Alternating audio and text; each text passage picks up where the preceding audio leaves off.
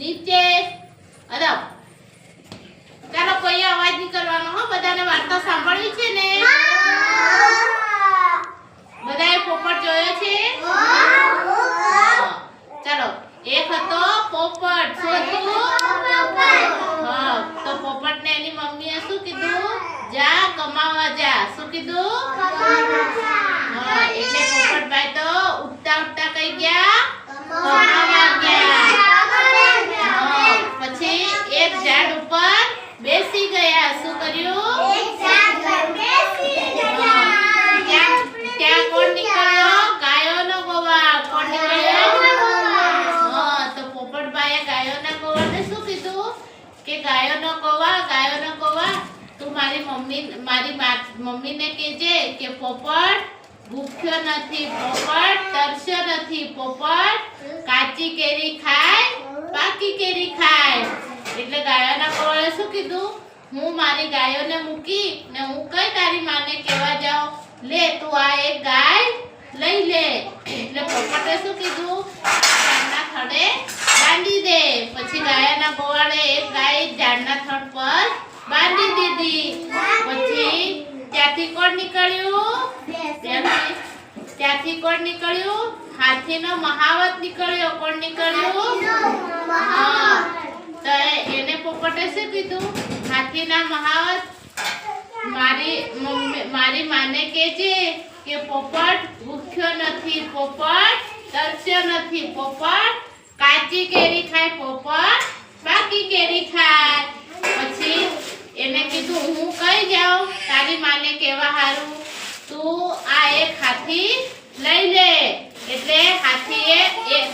એક હાથી આપી દીધો અને ઝાડે બાંધી દીધો પછી ત્યાંથી કોણ નીકળ્યું ભેંસોનો ગોવાળ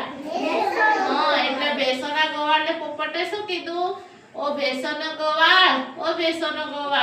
તું મારી માને કહેજે કે પોપટ ભૂખ્યો નથી તરસ્યો નથી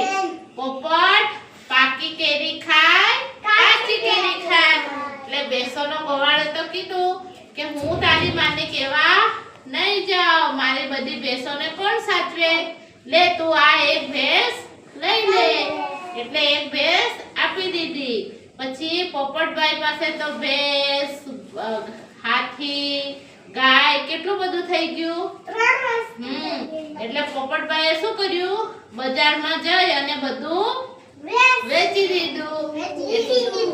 પછી એની પાસે તો ઘણા બધા પૈસા આવી ગયા પછી સોના ચાંદીની વસ્તુ આવી ગઈ અડધી એને પાંખ ઉપર પહેરી અડધી ચાચે પહેરી પછી પોપટ તો ઉઠતો એની